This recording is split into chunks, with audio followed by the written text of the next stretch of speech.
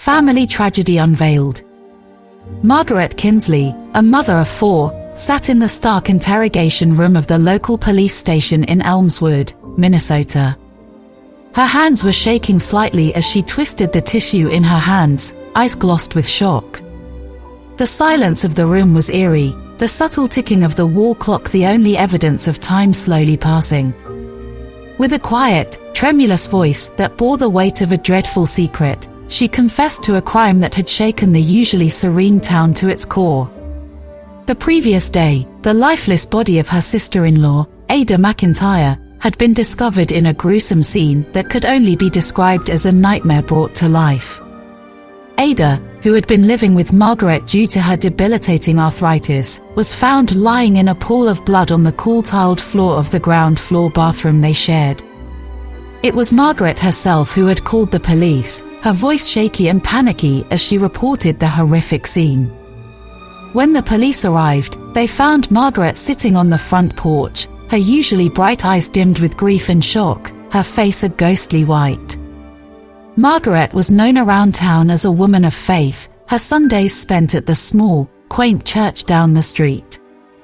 Her Bible, a worn leather-bound tome, was often seen in her hands, the pages filled with notes and highlighted verses. Ada, on the other hand, had let her arthritis turn her into a recluse, her once lively personality hardened by her condition, refusing to see a doctor despite the visible pain etched onto her face. The day of the incident, the argument had escalated dramatically. Ada had once again refused to see a doctor, and in a fit of anger, had grabbed the axe used for chopping firewood, threatening to swing it at Margaret. What happened next was a blur of adrenaline and fear for Margaret. In a swift motion, she wrestled the axe from Ada, her heart pounding in her chest.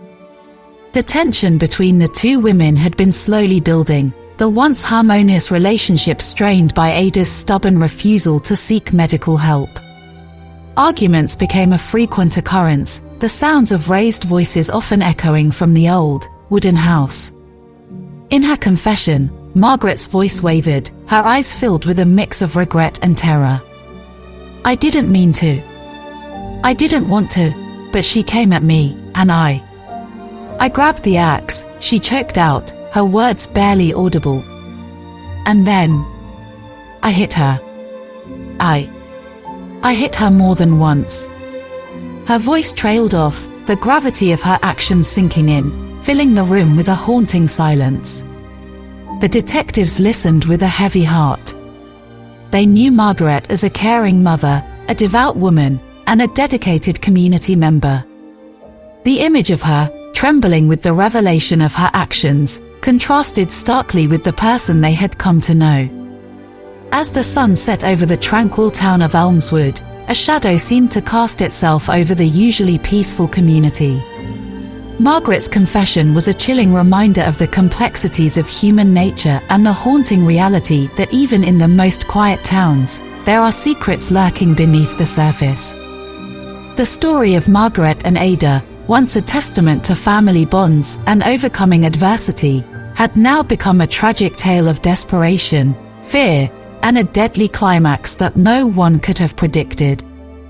The ramifications of that fatal day echoed through the town, a haunting melody that served as a stark reminder of the quiet desperation that had unfolded in the heart of Elmswood, Minnesota.